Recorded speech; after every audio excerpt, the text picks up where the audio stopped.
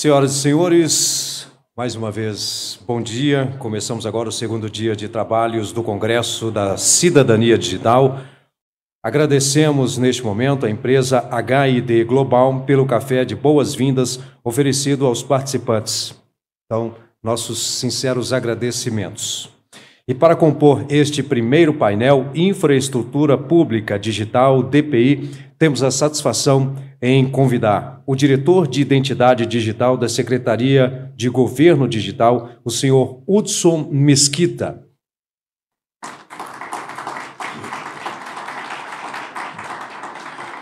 Convidamos também o diretor adjunto de serviços da FEBRABAN, senhor Walter Faria.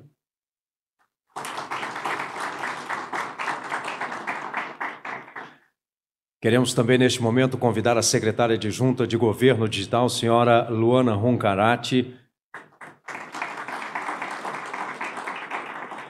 e o fundador da WFitex, senhor Walter Pereira.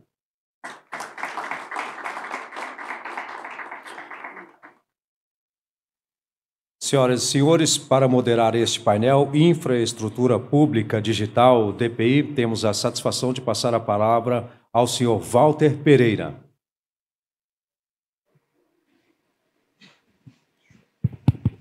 Bom, pessoal, bom dia. Primeiramente, é um prazer poder abrir o segundo dia desse importante evento, que está sendo o Congresso de Cidadania Digital, e principalmente estar ao lado do Hudson, do Walter, meu xará, da Luana, discutindo um assunto que é de extrema importância e conecta um pouco os pontos que a gente tem conversado nesses 2 dias de evento, né?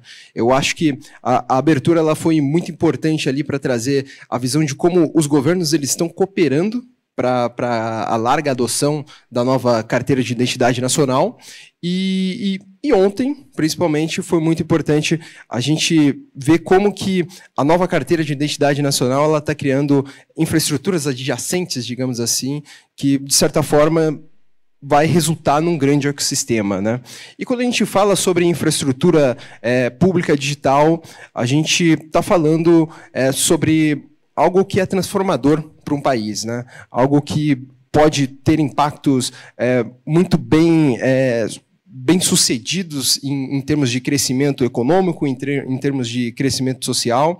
E ao redor do mundo a gente tem um grande exemplo e que tornou o tema cada vez mais relevante para os países assim que esse país específico começou a presidir o G20, que é a Índia. Né? A Índia ela criou uma infraestrutura pública digital denominada InDestack, justamente porque nos últimos 20 anos, praticamente, eles tiveram um crescimento econômico muito significativo, mas boa parte da população não conseguiu aproveitar desse crescimento econômico. E por um fator principal, que se baseia em 3 estatísticas. A primeira estatística era que, em 2010, 40% da população indiana não tinha registro de nascimento. A segunda importante estatística era que, em 2010, também, 60% da população indiana não tinha conta bancária. E a terceira importante estatística era que apenas 3% da população indiana pagava impostos. Então, eles criaram essa infraestrutura pública digital para justamente pavimentar um novo ciclo de crescimento econômico para a sua economia. E aqui no Brasil, de certa forma, a gente tem visto isso tanto sendo construído pelo próprio Banco Central do Brasil, com infraestruturas públicas digitais como o Pix, o Open Finance, o próprio Drex, e a gente tem visto o governo federal também pavimentando, né, criando uma infraestrutura pública digital que vai permitir com que a indústria, tanto financeira quanto outras indústrias, possam usufruir e usar desses bens públicos digitais para a criação de novos casos de usos e de maior eficiência pública.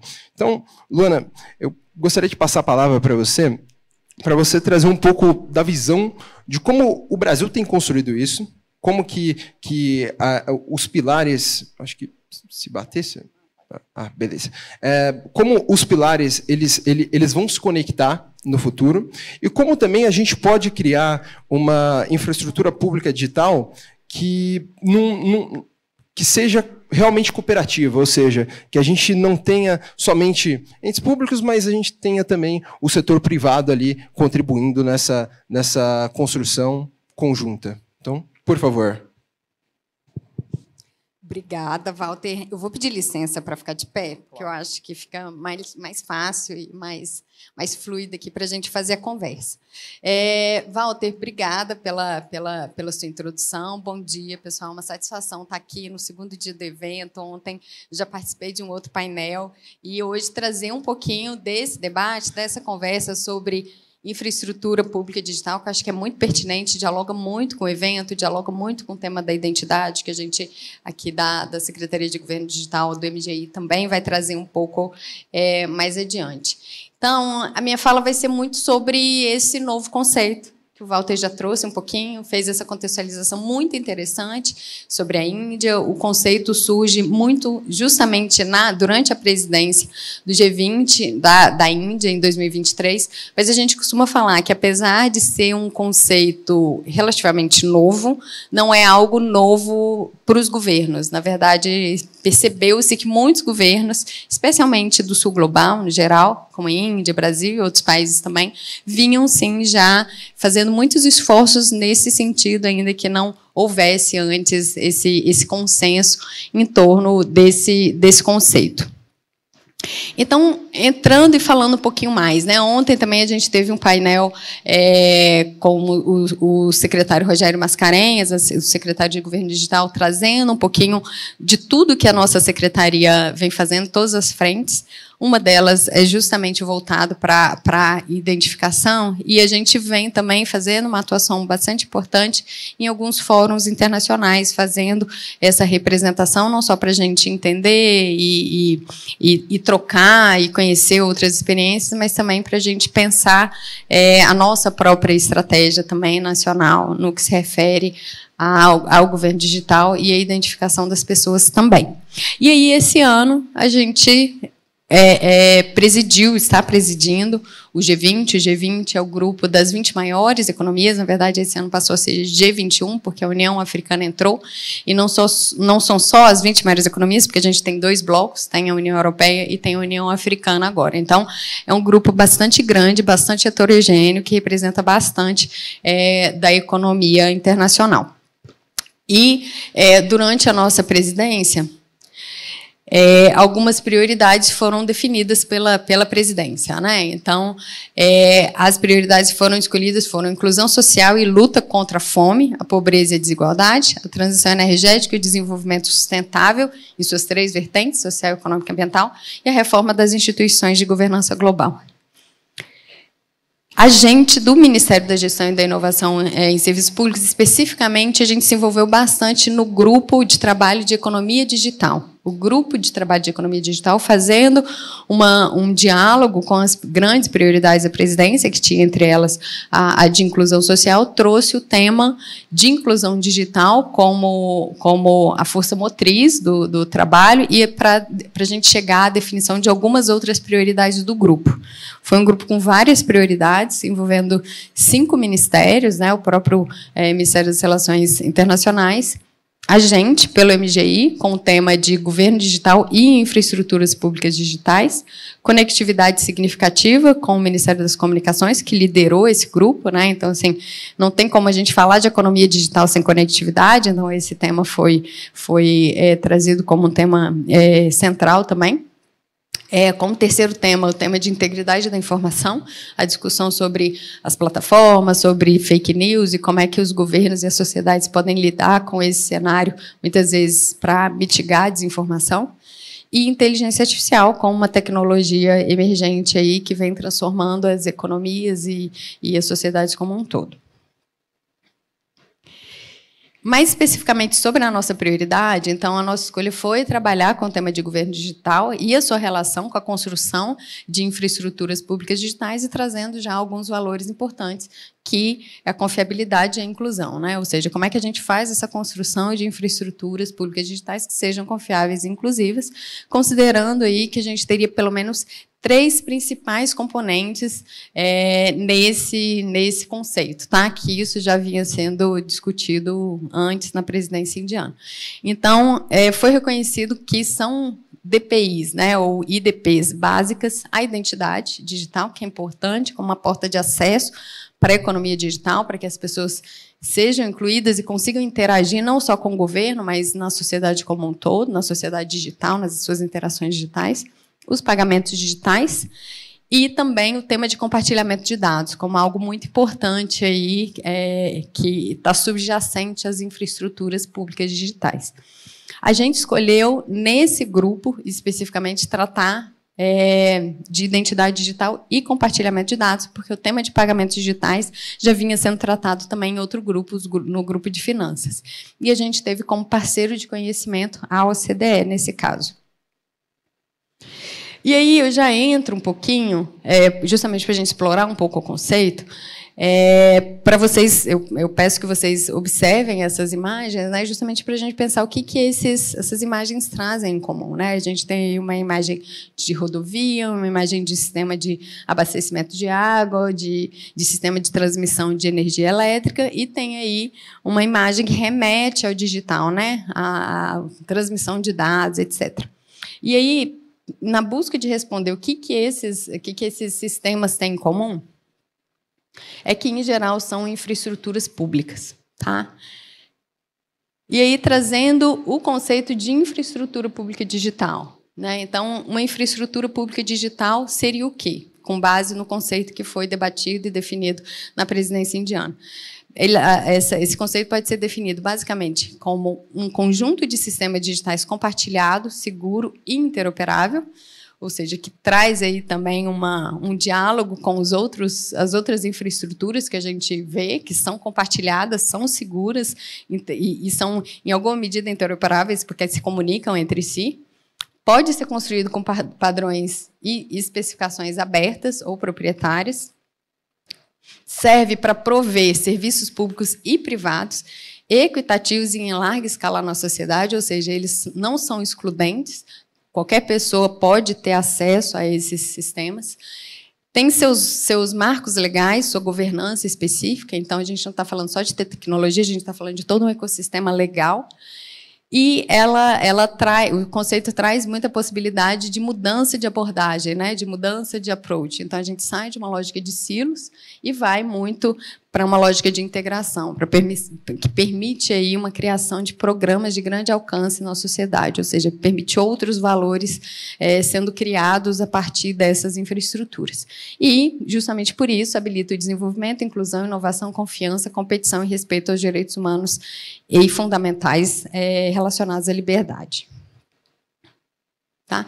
Aqui, trazendo o conceito aqui para o Brasil, então, a gente fez esse exercício, a gente considera que no Brasil a gente vem se dedicando à construção de infraestruturas públicas digitais já há bastante tempo, e a gente tem alguns cases muito reconhecidos internacionalmente. Então, a nossa identificação, né, a conta GovBR, agora com o avanço para a carteira de identidade nacional, né, com essa vinculação, então a gente tem avançado bastante na identidade digital.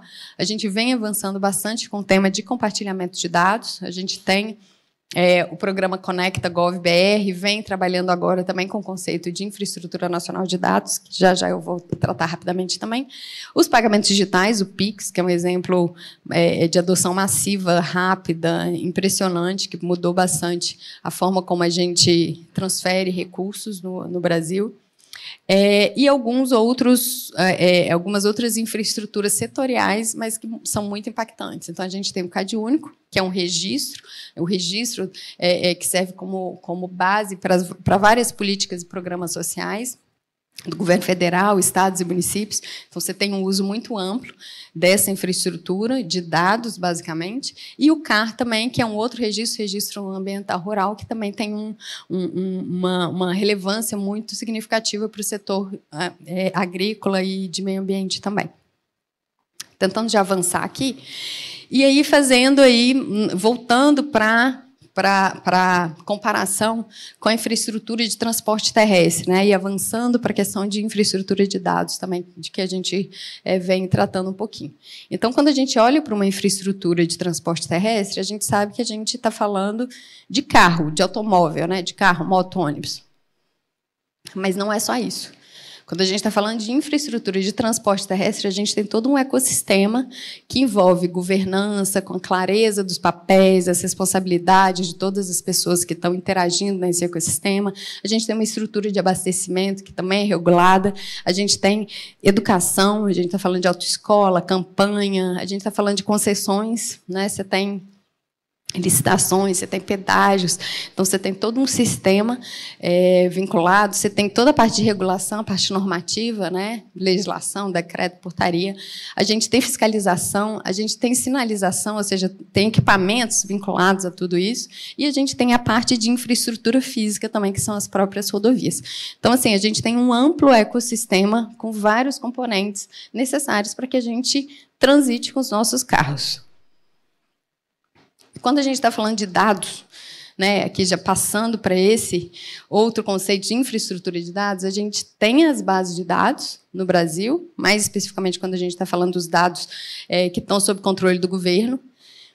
Só que só os dados, ter os dados, não basta para que ele circule, para que a gente tenha todos os benefícios e gere todo o valor e o valor estratégico que os dados podem, que o uso estratégico de dados pode gerar. Então, a gente precisa pensar e precisa evoluir para que a gente não tenha só o olhar para os dados, mas que a gente tenha toda essa maturidade nesse ecossistema também. Então, a gente está falando de qualidade, os dados precisam ter qualidade, precisam ter acurácia, tempestividade, completude. Os dados precisam ser interoperáveis, a gente precisa promover a interoperabilidade para que eles tenham mais valor e promova mais utilidade para a sociedade como um todo. A gente pode gerar mais inteligência e conhecimento usando esses dados, fazendo análise, gerando estatísticas, enfim. A gente precisa fazer a catalogação, incentivar a catalogação desses dados, justamente porque a gente conheça esses dados, descubra, categorize, justamente para gerar todo o uso que é possível a partir disso. A gente precisa falar de ambiente tecnológico, a gente falou um pouquinho ontem, né? Então, a gente está falando de nuvem, como é que esses dados, onde eles estão armazenados, qual o tratamento que é dado para eles. Então, a gente está falando de ambiente tecnológico também, ou seja, a gente está falando de tecnologia, a gente está falando de segurança, de privacidade, de disponibilidade, de confidencialidade. A gente está falando de privacidade, da proteção dos dados. Ou seja, a gente também está falando de governança, de um amplo ecossistema que precisa ainda avançar para que a gente tenha cada vez maturidade, especialmente para que todos os órgãos do governo federal tenham mais maturidade em relação a isso. E aí, uma comparação do que seria, então, que eu estou trazendo pelo menos dois conceitos que remetem à infraestrutura e qual a vinculação entre eles, qual a proximidade, onde é que eles se tocam. E aí, remetendo um pouquinho a uma lógica de que a gente tem várias bases de dados espalhadas pelo governo como um todo. Várias bases de dados que cada uma delas, em geral, se comunicam, alimentam algum sistema específico. E aí a gente tem, naturalmente, uma lógica de silos que reproduz muita organização do governo como um todo, as suas divisões, a fragmentação que é natural em um governo complexo. Opa.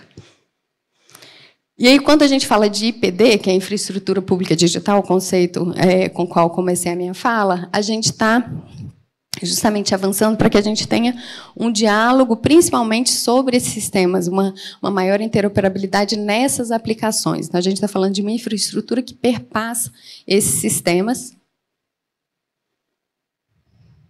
E quando a gente está falando de infraestrutura nacional de dados, a gente está falando de uma vinculação, de uma estruturação dessas bases de dados para que elas se comuniquem, para que elas sejam organizadas, justamente para que elas dialoguem bem e gerem cada vez mais aplicações relevantes para a sociedade. A infraestrutura pública digital, ela envolve até o tema da aplicação, a disponibilidade. Ela envolve a parte de dados, é importante que ela remeta e que ela fale de dados, mas ela gera aplicações e soluções para a sociedade como um todo. E a Infraestrutura Nacional de Dados é essa organização de toda essa base de dados que permite que essas soluções venham a ser disponibilizadas. Então, a gente está falando de uma evolução, de uma lógica de silos, para uma lógica de infraestrutura robusta, interoperável, que se comunica entre si, numa lógica, mudando a lógica, mudando o nosso paradigma de uma lógica de silos, muito vinculada à forma como o governo se organiza, para uma lógica maior de integração,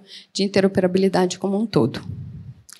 Numa analogia, seria uma lógica de que, a longo prazo, ainda que as organizações se alternem, mudem, se extinguam, que as pessoas mudem, saiam, deixem de estar trabalhando ali, os dados permanecem, principalmente o valor que os dados podem gerar permanece garantido para a sociedade. Uma lógica de vão ser as organizações, ficam os dados. E aí é um pouco também uma evolução, já estou terminando, gente. É uma lógica de que, tradicionalmente, a gente teria uma fase, primeiro, em que a gente tem as organizações e a gente tem o dado dentro daquela organização servindo apenas para aquela organização. Numa fase 2, o dado passa a extrapolar um pouco essa organização, passa a ser interoperável e passa a atender e dialogar com outras organizações para outros fins, para além do próprio propósito daquela organização.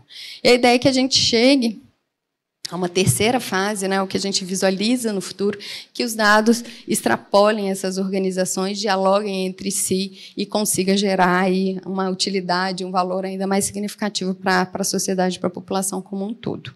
Então, trazendo aqui já meu último slide, com alguns elementos importantes, que a missão, então, é realmente transformar essas infraestruturas, esses dados em ativos estratégicos para a sociedade, possibilitando políticas públicas mais assertivas, serviços públicos personalizados, integrados, de qualidades, que o governo possa antecipar as necessidades das pessoas, da população que a gente atende, fortalecer a nossa soberania nacional. A gente está falando também de transparência, segurança, privacidade e proteção de dados, ou seja, de respeito aos direitos das pessoas, aos direitos fundamentais, promoção de um ambiente de mais confiança para a sociedade como um todo. A gente está falando de integração federativa também, porque essa integração de dados, essa interoperabilidade possibilita um uso mais otimizado pelos nossos entes subnacionais, estimula o uso de novas tecnologias. A gente falou muito da importância dos dados para a inteligência artificial, por exemplo, e outras tecnologias emergentes.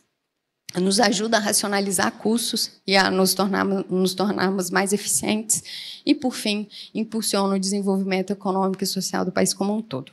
Pessoal, é isso. Agradeço. Bacana. Muito obrigado, Luana. Eu acho que a palavra, pelo menos dos primeiros 24 anos, né, desse século, é a busca pela interoperabilidade, né? A gente construiu tecnologias que, de certa forma, trabalharam durante muito tempo em silos, trabalharam até de forma boa para a época, mas hoje, falando sobre a complexidade que o Brasil está alcançando, né, em termos de sociedade mesmo, de evoluções tecnológicas, falando sobre a própria inteligência artificial, né, que tem utilizado cada vez mais dados, cada vez mais dados públicos, mais dados pessoais e tudo mais, é de suma importância que a gente consiga criar uma infraestrutura pública digital que tenha uma boa governança de dados e garanta, de fato, ali o manuseio dos dados do cidadão de forma segura, né? E eu acho que um ponto que é importante dessa discussão toda que você trouxe, Luana, é o pilar ali da identidade, né? Quando a gente olha para o próprio caso da Índia, por exemplo, eu trouxe aqueles dados, né? Aqueles dados dispersos, eles são só dados, mas quando a gente conecta o porquê a Índia teve um crescimento e teve uma desigualdade, um crescimento econômico, mas teve uma desigualdade social, porque as pessoas não conseguiam participar de fato na sociedade. Elas não tinham uma identidade civil, digamos assim, né? Então, isso faz com que elas sejam excluídas do sistema bancário, de programas sociais, de programas de distribuição de renda e tudo mais. Então, Hudson, agora, passando a palavra para você, eu gostaria de entender um pouco sobre como que o Brasil ele tem criado essa identidade digital, qual é o futuro que você enxerga sobre essa identidade digital e como essa identidade digital ela vai fazer parte realmente daquele slide que a Luana nos mostrou, né? Ser um pilar mais do que essencial para a efetividade dessa infraestrutura pública digital. Com você. Bom dia, pessoal. Diferente da Luana, que disse que ia ficar em pé, para a dinâmica ficar melhor, eu preciso ler o slide. Então, chegar mais perto, dar um zoom físico aqui, só não vou ver nada ali. Bom, Walter, obrigado. Primeiro, um prazer poder dividir esse painel com tanto o Dr. Walter, que tem sido um parceiraço nosso nas relações com a FEBRABAN, a Luana, que tem conduzido junto com o secretário Rogério, com maestria, a Secretaria de Governo Digital. Eu vou, então, mergulhar um pouquinho mais. A Luana mostrou algumas categorias de infraestruturas públicas digitais. Uma delas é a identidade digital, para a gente entender um pouco o que a gente tem feito no governo federal para ofertar uma identidade digital para o cidadão e, principalmente, onde isso se conecta com tudo que a gente tem discutido aqui no evento, em especial com a nova carteira de identidade. Mas, antes de olhar para o futuro, a gente pensar como conectar esses dois mundos, acho que é importante a gente entender um pouco a estratégia que foi definida até aqui, como que a gente chegou no que hoje é a plataforma GovBR, para aí sim entender onde ela se conecta com esse novo processo de identificação civil que a gente tem criado com a nova carteira. Bom, essa imagem ela representa um processo tradicional de controle de acesso a qualquer aplicação, a qualquer sistema, a qualquer ambiente digital, onde basicamente a gente precisa identificar as pessoas, autenticar as pessoas, verificar se ela é de fato quem ela diz ser. E uma vez que a pessoa está autenticada, a gente define o que ela pode fazer dentro do ambiente digital, o que ela pode acessar, quais funcionalidades, o que ela não pode fazer. E ainda em 2015, 2016, a gente começou um processo no governo de acelerar a transformação digital. O primeiro passo era identificar o que a gente tinha de serviços, de estruturas, de funcionalidades que era comum aos serviços públicos, que a gente pudesse ofertar isso como plataforma para os órgãos e eles pudessem, de fato, focar na prestação do serviço, poder focar na política pública. E, naturalmente, um desses componentes que a gente identificou era a forma do cidadão interagir com o serviço, como é que ele ia acessar os serviços. E, olhando para um processo de acesso, a gente tinha algumas possibilidades. A gente poderia tentar resolver os 3 problemas, a gente poderia focar em cada uma dessas etapas, e elas necessariamente são sequenciais. A gente precisa primeiro identificar para depois autenticar e aí sim autorizar o acesso a um sistema. E aí a gente cai no cenário que meu amigo Lacerda ontem explorou muito bem, o secretário Rogério também, do quão fragmentado é o nosso processo de identificação no país hoje, com tantos documentos, tantas possibilidades de identificar uma pessoa. E como a gente queria acelerar um processo de transformação, não fazia sentido a gente começar pelo fluxo mais complexo. Até porque o processo de identificação ele é para além do digital. Então, a gente não ia conseguir o nosso objetivo, que era de fato, trazer essa lógica de usar tecnologias para prestar um melhor serviço à população, começando justamente pela etapa mais complexa desse processo. Por outro lado, os órgãos já utilizavam, o serviço público já utilizava essas várias formas de identificação para tentar autenticar o cidadão, criando várias formas de autenticação também. Então, a gente pegou a fragmentação da identidade e começou a fragmentar as outras etapas. E a estratégia naquele momento, então, foi focar na autenticação, criar um processo que para o cidadão fosse mais simplificado, mas, diferente da estratégia da Índia, por exemplo, naquele momento, a decisão foi aproveitar os processos de identificação que já existiam. Então, o RG, CNH, passaporte, autodeclaratório, enfim, os processos que a gente já utiliza para se identificar no mundo digital ou físico, a gente iria reutilizar isso e criar uma abstração para simplificar essa interação do cidadão no digital. E é daí que surge o que a gente tem hoje, o que a gente chama hoje de conta GovBR, às vezes as pessoas abstraem o nome chamando só de GovBR, login único, enfim.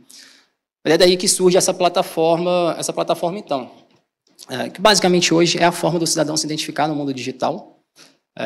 Essa comprovação é feita pela plataforma GovBR e a gente organizou os fluxos de interação do cidadão com a plataforma em 3 níveis. Então, se ele simplesmente valida dados biográficos, quem é a mãe, data de nascimento, local de nascimento, dados laborais, enfim, é um processo simples de identificação, suficiente para muitos serviços públicos, que a gente classifica esse tipo de interação como uma conta bronze. Se o cidadão utiliza fluxos onde eu tenho um processo um pouco mais seguro, ou mais seguro, na verdade, de identificação, como, por exemplo, a gente verificar se ele é um servidor público, se ele utiliza um dos bancos credenciados com a gente, aí os bancos têm os seus processos de identificação, a gente está confiando no processo de identificação do banco. Ou se ele utiliza o processo de identificação da carteira de motorista, esse é um processo que a gente chama ali de conta nível prata.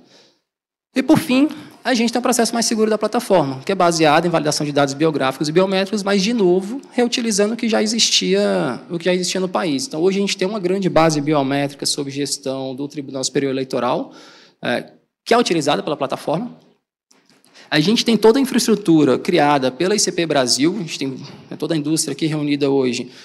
Esse processo também ele é reutilizado para acessar os serviços públicos digitais com um nível mais seguro. E agora tem a nova carteira de identidade. E aí, na sequência, eu falo um pouco mais sobre ela. Mas é uma forma de a gente abstrair para o cidadão essa complexidade, já que a gente tem dezenas de formas de se identificar. No mundo digital, a gente simplificou isso para três níveis. Eu estou falando de reuso o tempo todo, reuso do processo de identificação, reuso das bases que existem, e se materializa em alguns números para compartilhar. Então, isso se materializa em aproveitar 146 milhões de pessoas com biometria cadastradas no TSE. Esse número ele nunca vai estar atualizado, né? Aqui está 12 milhões e meio da SIM, tem um monte de gente emitindo lá fora, esse número já mudou de novo, mas são mais de 12 milhões de pessoas com a SIM, são mais de 80 milhões de motoristas, são mais de 200 milhões de pessoas com CPF, todos esses processos estão sendo considerados sem a gente ter que criar uma nova base de dados ou começar um cadastro do cidadão, identificação do cidadão do zero.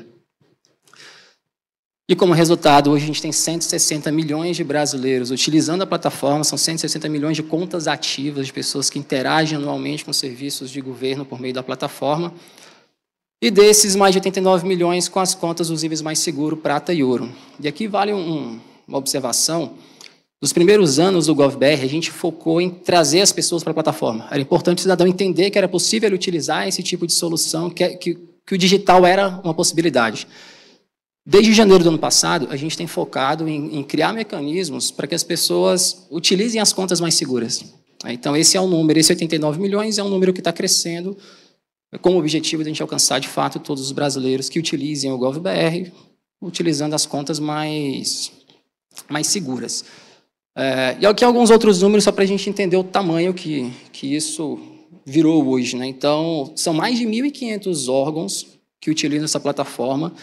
E aqui tem órgãos de todas as esferas e poderes. Tem Estado, tem município, tem governo federal, tem legislativo, tem judiciário. Então, todo e qualquer órgão público hoje pode utilizar a plataforma como meio de identificação no digital. Esses mais de 1.500 órgãos integraram mais de 2.400 serviços, que oferecem mais de 4.500 serviços públicos. Tem serviço de todos os estados integrados. Hoje, a gente já tem mais de 1.000 municípios utilizando. Então, de fato, ela virou uma única plataforma, um único meio de interação do cidadão no digital. E aqui a gente começa a criar o que seria a nossa primeira camada de infraestrutura pública digital para a identidade no país, o que começou com um mecanismo de autenticação. Ela, de fato, hoje, por estar centrada no cidadão, eu acho que esse tem sido um grande segredo nesse trabalho, o foco é o cidadão. A sociedade brasileira começa a ter uma infraestrutura pública digital para se identificar no digital. Com algumas limitações ainda hoje, em especial, ela está voltada para o público, para o serviço público ainda. E mais uma evidência de que essa passa a ser a nossa primeira camada da identificação de uma infraestrutura pública digital, que a gente começa a criar novos serviços a partir disso, novos serviços que são transversais para os órgãos e para o cidadão, sem a necessidade de construir esse mesmo serviço várias vezes em vários órgãos, e aqui só alguns exemplos. Então, hoje, por meio do GovBR, é possível oferecer uma assinatura eletrônica avançada como alternativa para serviços menos críticos. É possível o cidadão e servidores públicos realizarem prova de vida nos seus órgãos, e independente se é Estado, município ou governo federal. Então, você tem um único ambiente a partir da sua identidade, você consegue provar que você está vivo, continua recebendo seus benefícios. A gente começa a criar um ecossistema onde é possível, por meio do que a gente está chamando de balcão GovBR, a gente começar a chegar nas pessoas que têm dificuldade com o digital, as pessoas que têm dificuldade de acesso e habilidade com o digital, porque ela passa pela porta de entrada para o digital. Então, qualquer interação que o cidadão faça com o Estado, independente da esfera do poder, passa a ser um ponto de contato dele com a tecnologia, e a gente passa a ter uma rede de suporte para esse cidadão para que ele possa consumir. E aí, muito da provocação que vem lá do G20, a gente começa a olhar para o digital, de fato, como inclusivo. A gente começa a oferecer para o cidadão uma wallet de documentos, ele não precisa ter vários aplicativos só para acessar seus documentos, você consegue centralizar isso vinculado à sua identidade digital, à sua conta digital. Então, são exemplos de novos serviços que são possíveis da gente criar, uma vez que a gente tem uma infraestrutura comum. Aqui só para representar, não vou entrar em cada caixinha, eu prometo, mas para a gente entender uma visão macro do que é a arquitetura hoje da nossa identidade digital, E aqui o que vale focar são nessas raias verde, azul e roxo, talvez. Então, em cima, a gente tem esses milhares de serviços públicos que estão disponíveis, que estão conectados com uma abstração no meio do caminho, onde ele tem o aplicativo, ele tem a conta GovBR dele, por onde ele é notificado, enfim. Ele tem um conjunto de serviços que são comuns, e é essa camada que conversa com todos os provedores de identidade que a gente tem hoje no país. Então, em vez de cada serviço público ter que integrar com cada banco, cada serviço público ter que integrar com cada provedor de certificado digital, a gente tem uma integração. Para o cidadão, ele abstrai isso. Para os órgãos públicos, zero esforço.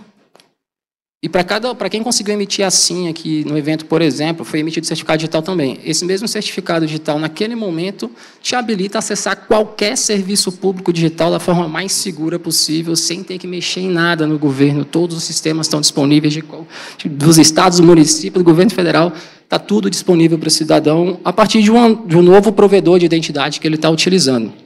Então, isso tem sido fundamental nessa nossa estratégia de expansão, porque a gente, de novo, começou fazendo reuso da base de dados e que a gente começa a fazer reuso dos provedores de identidade que a gente já tem no país, tanto dos processos quanto dos provedores propriamente dito. Isso vale para todo o ecossistema da ICP Brasil, as várias bases de dados biográficas e biométricas que a gente tem, os bancos que hoje são parceiros da plataforma, enfim. Então, é a identidade GovBR fazendo o reuso desse ecossistema. Bom, passados esses anos, olhando para esses números, temos um processo de autenticação rodando no país, com 160 milhões de pessoas usando 4.500 serviços. Aparentemente, a autenticação deixou de ser um problema.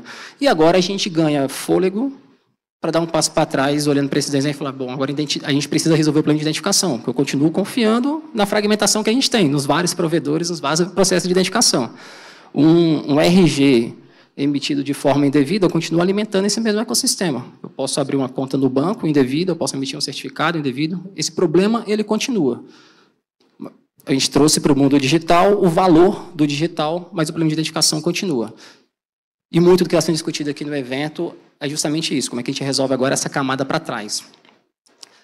E aí onde surge assim, eu não vou fazer a apresentação de novo da carteira de identidade, mas a missão é que a gente entender o quanto a gente já consegue gerar valor de imediato a cada novo documento que é emitido e o quanto isso impacta no futuro da prestação de serviço digital e o quanto a gente começa a fazer essa abstração da identidade física enquanto documento, a identidade digital para o cidadão vira uma coisa só. Então, assim, hoje ela surge em 3 formatos, né, de suporte. A pessoa pode ter, assim, em papel, em cartão ou opção digital. Uma primeira interação já com a identidade digital. O documento digital ele é entregue no mesmo ambiente da sua identidade digital. É no aplicativo GovBR que ele está disponível. Então, o cidadão continua interagindo com a sua identidade digital e agora a versão do documento digital. Lembrando que aqui tem uma questão cultural até, né? O brasileiro ainda tem esse costume de ter o documento, enfim. Então, aqui a gente está falando só do documento físico. Mas, por trás, o processo de emissão da nova carteira, ele está criando um novo processo de identificação. Ele materializa no documento, mas a gente está revendo todo o processo. A gente passa, de fato, a ter um único documento de identidade no país. Tem quase 13 milhões de emissões. Então, a gente ainda está começando esse processo. Mas a gente, além da entrega do documento digital, a gente já consegue gerar valor a partir desses 13 milhões de documentos emitidos. Hoje, assim, é uma das bases biométricas que o GovBR, que é a identidade digital, utiliza para verificar a identidade do cidadão. Então, isso já está acontecendo. Então, no presente, é possível você, a partir do seu documento físico, fazer um reconhecimento facial no aplicativo GovBR, vinculando com o QR Code que está no documento físico, e você passa a ter uma conta nível ouro, você passa a ter o acesso mais seguro a todos os 4.500 serviços. Isso já é fato, então já é assim, impactando no processo e no modelo que a gente tem de identidade digital. Mas voltando naquele desenho, aquela abstração da arquitetura, então isso é o que a gente tem com a SIM hoje. Mas o grande valor, e aí voltando na apresentação que o Lacerda fez ontem, o Lacerda ontem mostrou a SIM como a nossa infraestrutura pública digital para a identificação civil. Aqui a gente está falando de identidade digital só. O GovBR, hoje, para dentro da administração pública, ele faz esse papel de infraestrutura pública digital. Com o novo processo da SIM, não, a gente muda um pouco essa lógica. A gente acrescenta uma nova camada nessa arquitetura. A SIM passa, de fato, a ser a nossa infraestrutura pública de identificação civil no país. A nossa identidade digital, ela passa a ser cliente dessa infraestrutura. E todos os provedores de identidade que a gente tem hoje também passam a ser usuários, passam também a acessar a SIM para rever os seus processos de identificação.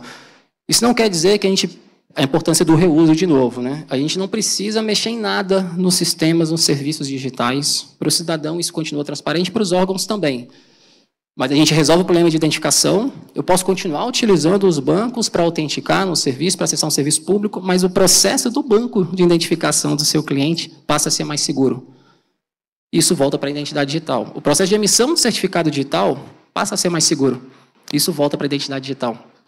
Assim, deixa de ser só mais uma base biométrica nesse ecossistema e ele passa, de fato, a ser a nossa infraestrutura pública digital para a identificação civil. E a identidade que a gente tem hoje do GovBR como identidade digital, ele passa a ser essa camada do digital em cima dessa infraestrutura. Então, quando a gente olha para... que são estratégias e momentos ali, né? Mas quando a gente olha para alguns países, como o caso que o Walter trouxe da Índia, na Índia a decisão foi começar do zero, tudo de novo, revendo, inclusive, todo esse modelo de várias bases de dados, enfim. No Brasil, a gente seguiu um outro caminho. Mas o mais importante era a gente conseguir gerar esse reuso, fazer essas conexões para que o cidadão, de fato, possa usufruir do mundo digital sem a gente deixar ninguém para trás. A gente começa com um documento físico, aproveita os processos que o cidadão já tem costume de interagir, no público e no privado, e continua entregando os mesmos serviços a partir de uma abstração que ele já está acostumado a interagir. Então, é isso que a gente está perseguindo agora com a SIM. Esse modelo, ele de fato, a gente pode dizer que ele estará 100% implementado quando a gente tiver um número maior de pessoas, a maior parte da população já com a nova carteira, todos os estados emitindo. A gente não tem mais um cenário de emissão de RG ainda em modelo híbrido, que ainda é uma realidade. Aí sim a gente passa a ter um processo único de identificação do cidadão e ele consegue usufruir de todo esse ecossistema. E, logicamente, no caso da SIM, a oferta de serviço, o uso dela, ela vai para além do público, né? A gente começa a ter outros entes desse ecossistema, porque a identidade do cidadão e ele passa a poder utilizá-la em qualquer ambiente que ele queira, público ou privado. Segunda tela, meu tempo está acabando, então era isso, essa é a nossa missão para os próximos anos, onde a identidade GovBR, a identidade digital do brasileiro, ela nasce junto com a SIM, todo esse novo processo da SIM, elas vão andando junto ao ponto da gente abstrair isso para o cidadão. Ele tem uma identidade que vale para qualquer interação pública, privada, físico ou digital. Era isso, obrigado. Boa. Muito obrigado, Hudson. Bom, é interessante, né, porque acho que a sua fala foi muito importante em dizer que na Índia eles construíram algo do zero e a gente reformou algo que já estava construído, né? O Bressan ontem trouxe na sua palestra, né, que quando a gente olha para a nossa bandeira, ordem e progresso, a gente fica muito vidrado no progresso e acaba esquecendo um pouco da ordem, né? E isso que a gente está construindo hoje com a SIM, que a gente está construindo com outras infraestruturas públicas digitais, é justamente buscar a ordem, né? A gente construiu muita coisa interessante, muita coisa que é realmente útil e que custou caro ser construída, e a gente não precisa construir do zero, né, as novas tecnologias. A gente pode utilizar dessa infraestrutura. E aí, utilizar dessas novas infraestruturas, né, a gente cai numa palavra que é muito importante, eu acho que todo o evento bateu de forma indireta nessa palavra, que é a cooperação. Né? Os entes eles têm que cooperar entre si para sair alguma coisa. A história da humanidade, pelo menos nos últimos milhões de anos, foi exatamente isso. Um ser humano cooperou com outro e fez com que a gente construísse uma economia globalizada, uma economia cooperativa. Né? E dentro do setor financeiro, a gente tem visto muito disso, principalmente nos últimos 30 anos, desde a implementação do Plano Real, que aumentou muito ali a segurança jurídica, a segurança institucional, né, deu mais credibilidade institucional para o Banco Central e tudo mais, né? E desde a reforma do sistema de pagamento ali em 2002 e da aprovação da lei, se não me engano, 2.865, né, que é a lei das IPs ali de 2013, que deu mais autoridade ali para o regulador regular de fato os pagamentos, né, a gente tem visto com que o Banco Central ele tem assumido uma abordagem ali cooperativa com o setor financeiro. Isso fez com que a gente conseguisse implementar o PIX e conseguisse implementar o Open Finance. Então, quando a gente olha para outras experiências, eu tive a oportunidade recentemente de ir lá no México, conversar com a CNBV, que é o regulador mexicano do Open Finance mexicano, e lá é um ambiente totalmente diferente do brasileiro. Há pouca cooperação, não há um modelo de governança muito bem estabelecido. Então, Walter, eu gostaria que você trouxesse um pouco da visão, e principalmente da sua área dentro da Febraban, né, de serviços e fraude ali, de como que nós podemos construir infraestruturas públicas digitais que revelem de fato, que evidenciem de fato essa palavra cooperação entre o setor privado e o setor público. Bom dia a todos. Obrigado pela presença, obrigado à organização do Congresso pelo convite. Bom, a Febraban ela participa ativamente em todas as discussões que envolvem melhoria no mundo digital, a melhoria na cooperação, e, ao final, vou falar de alguns acordos que nós temos. E nós todos, com a pandemia, migramos obrigatoriamente para o mundo digital.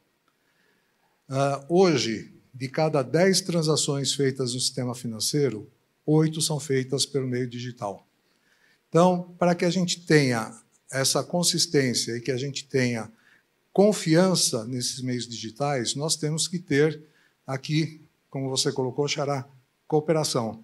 Então, existe todo um trabalho de cooperação entre as instituições financeiras, existe trabalho de cooperação junto com o Banco Central, o nosso regulador, para que a gente consiga ampliar o uso de meios digitais para termos facilidade para a população e termos a inclusão financeira. Porque até bem pouco tempo atrás nós tínhamos uma grande parcela da população que não tinha acesso nenhum ao meio financeiro. E com a popularização do PIX, eu vou mostrar alguns números para vocês aqui, a gente vê que efetivamente as pessoas tiveram inclusão financeira, seja com as IPs e fintechs que entraram no mercado, e seja pela utilização do PIX. Então, vou passar rapidamente alguns números aqui para vocês, que a gente tem aqui os meios de pagamentos estáveis em relação ao primeiro semestre de 23, a TED, que é a transferência eletrônica disponível, que você tem a transferência em até 1 hora, ela continua sendo utilizada para transações de maior valor, e o PIX é o que mais cresce. E ele tem, a cada mês, aí, quebrado recordes de transações diárias.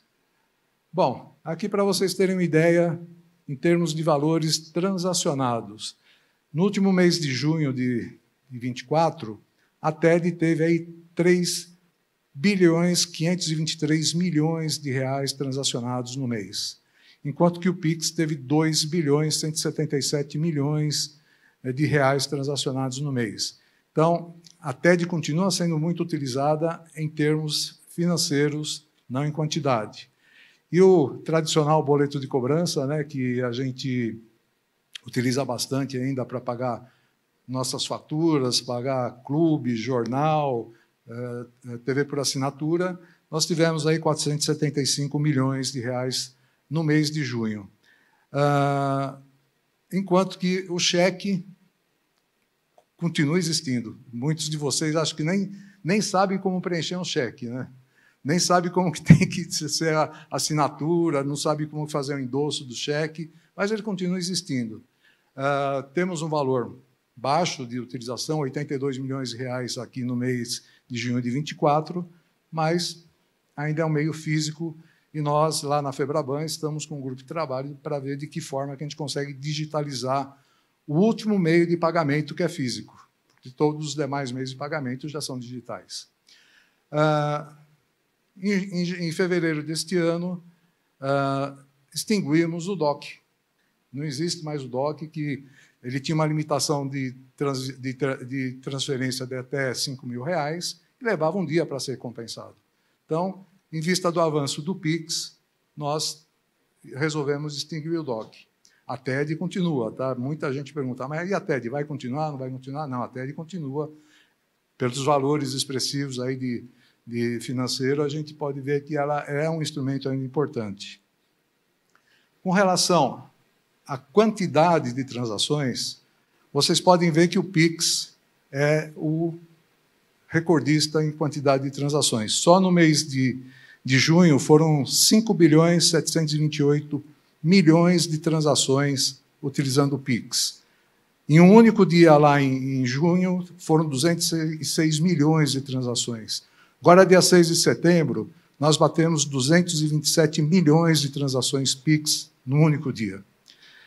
A TED, ela está lá embaixo, ela está ali em torno de 1.600.000 transações dia. Então, o volume de transação com TED é pequeno, mas em valor financeiro ela é muito elevada. Falamos em dinheiro também, né? É um meio de pagamento que tem curso forçado por lei, e a gente pode observar que ele se mantém estável. Até em junho a gente teve um leve crescimento de utilização de numerário. Mas nós, no sistema financeiro, a gente fica com uma dúvida. Espera um pouco, se a gente tem tanta transação em PIX, tantos valores transacionados, tanta transação em TED, onde está esse dinheiro? Né? Então, inclusive, a semana passada eu tive uma reunião com o pessoal de numerário, lá na Febraban, e os próprios bancos falam, onde que está isso? Está entesourado com a população, está junto com empresas que ainda utilizam recurso, mas nós estimávamos que, com a utilização do PIX, o recurso, né, o numerário deveria de cair, mas permanece firme e forte aí, e até a gente ter uma moeda digital, que é o Drex, né, que o Banco Central lançou, vai ter alguns usos específicos, mas mais à frente ele pode vir a ser uma moeda digital também. Aqui, vocês já escutaram falar em PIX saque e PIX troco? Já chegaram a utilizar? Então, nós temos, foi colocado pelo Banco Central, é obrigatoriedade os bancos apresentarem, mas a gente tem uma volumetria baixa ainda, porque as pessoas preferem fazer o PIX transacional direto, transferir direto, sem ter que pedir dinheiro de retorno. Se você tem que fazer um outro pagamento, usa o PIX da mesma forma, né?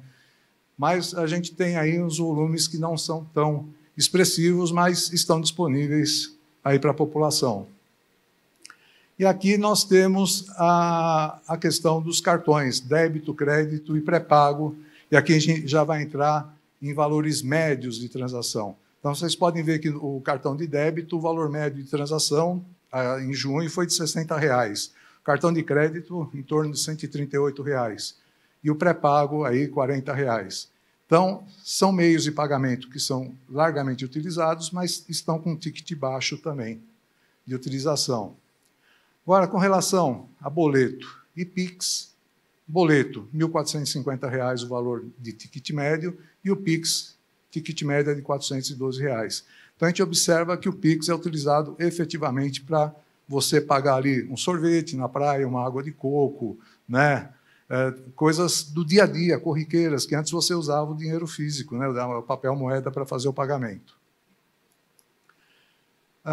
Aqui, a TED. Vocês podem ver que o valor é de R$ 55.000 o ticket médio, enquanto que o cheque está em R$ 3.745. Eu falei que o cheque existe ainda. Em 2023, nós tivemos cerca de 168 milhões de cheques compensados no Brasil ainda. Então, ainda tem um volume expressivo, muita gente gosta do cheque, e aqui a gente tem também uma questão cultural, porque o cheque você pode transferir de uma pessoa para outra, né, sem que se tenha o rastreio daquela operação, enquanto que nos meios eletrônicos você tem o rastreio da operação, e daí isso chega muitas vezes aos órgãos de fiscalização em vista da volumetria que é transacionada. Então, alguém com medo de ser pego em alguma transação acaba usando cheque ainda.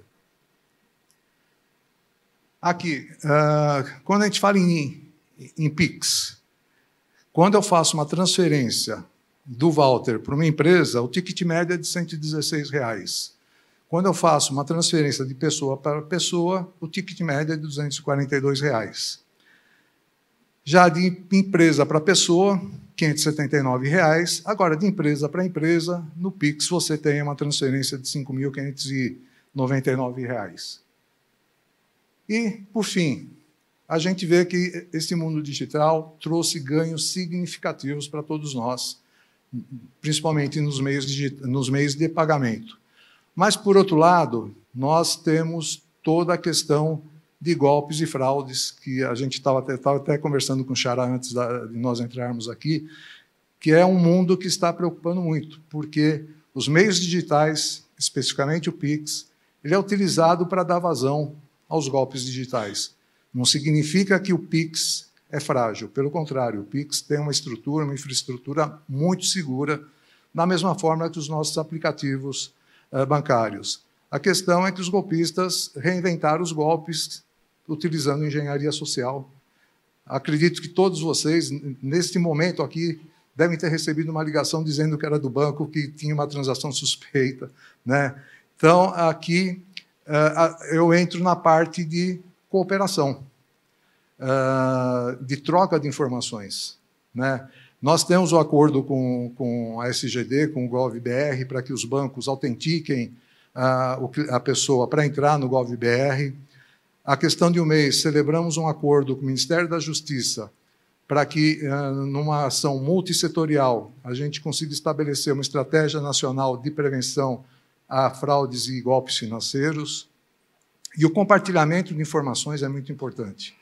Então, já até a gente tem conversado com o SGD, que precisamos ter o compartilhamento das informações do SIM, né, do ICN, para que os bancos, no momento de uma abertura de uma conta corrente ou no momento de uma transação, consiga verificar se é o Walter mesmo que está fazendo aquela transação ali, né? Porque hoje, com o RG atual, muitas vezes a pessoa consegue tirar vários RGs aí pelo Brasil afora. Pegamos, há algum tempo atrás, o sistema financeiro pegou, uma senhora que tinha 7 RGs, um em cada estado do Nordeste. Então, ela falsificava a sua certidão de nascimento, conseguia um RG, visto que não é centralizado, e depois ia abrir conta falsa nas instituições financeiras. Então, com o ICN sendo implementado, crescendo a utilização, para nós, sistema financeiro é uma ferramenta extremamente importante para que a gente possa ter uma melhoria no combate aqui a golpes e fraudes que tanto prejudicam a população e que leva todo esse dinheiro para o crime organizado. Então, a FEBRABAN agradece de novo aqui pelo convite de estar com vocês. Reafirmamos a nossa intenção de termos parcerias com todo o governo federal para que a gente tenha essa troca de informações e troca nas duas mãos, né, para que a gente consiga aqui trazer uma melhoria de segurança para a população brasileira, porque a gente, infelizmente, está cada dia mais aí com golpes, as pessoas tentando obter nossas credenciais financeiras ou pessoais para poder fazer o golpe. Agradeço bastante para vocês. Bom dia.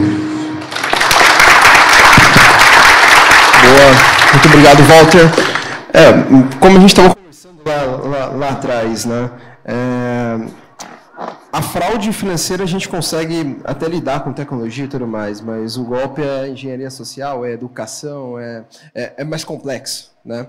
E visto que a gente incluiu boa parte boa parte não, mas grande, sim, uma parte significativa da população brasileira no sistema financeiro, essa população ela precisa ser ainda educada, precisa e é muito, eu acho que vai muito de encontro com o termo que o Banco Central ele cunhou ali em 2010, 2011, que não é apenas a busca pela inclusão financeira, mas a busca pela cidadania financeira, que vai além da inclusão. né? Quando a gente olha para os outros países, muitos países estão vidrados ali na inclusão financeira. Mas a cidadania financeira requer educação financeira, requer participação ativa nos debates ali sobre finanças do país e tudo mais, né?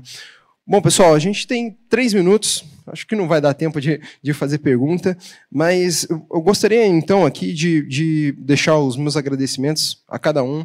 Eu acho que o Hudson ali apresentou muito bem em relação a como que assim ela vai se integrar com todo o ecossistema que a gente já criou e como ela vai trazer mais segurança ali em termos, não só para as nossas transações financeiras, mas para todos os serviços públicos e serviços privados, né? O Walter também trouxe a evolução ali dos meios de pagamento e como isso também tem sido facilitado por esses acordos, né, de cooperação com o Ministério da Justiça e tudo mais. E um ponto que eu achei fantástico, Luana, foi em relação de que você falou, né, que ficam os dados, vão às organizações, né? Esse é o nosso futuro ali. E aqui, então, eu gostaria de deixar uma reflexão e também uma provocação aqui, tanto para os membros do governo que estão aqui no evento, como também os representantes da iniciativa privada, de que quando a gente constrói, né, uma infraestrutura pública digital, a gente tem diversos modelos que estão sendo adotados ao redor do mundo de implementação, né? A gente tem um modelo que é lidado só com o setor privado, né? No Open Finance, a gente teve, nos Estados Unidos, por exemplo, um modelo liderado de Open Banking, liderado pelo mercado, conhecido como Market Driven, né? Só que isso, muitas vezes, acaba que fica muito enxuto com alguns bancos, são acordos bilaterais que acabam que nem todos os bancos ali participam desse compartilhamento de dados e tudo mais, né? A gente tem as iniciativas que são feitas só com o governo. Então, só as instituições públicas ali participam, de fato, dessa construção, o que é muito bom porque evidencia a inclusão social, evidencia a inclusão econômica, né? Tem valores ali muito simbólicos, mas, de certa forma, também é um pouco desafiador em termos de financiamento, em termos de cooperação mesmo com o setor privado e tudo mais, né? E a gente tem o melhor dos mundos, que é a cooperação entre o setor público e o setor privado, né?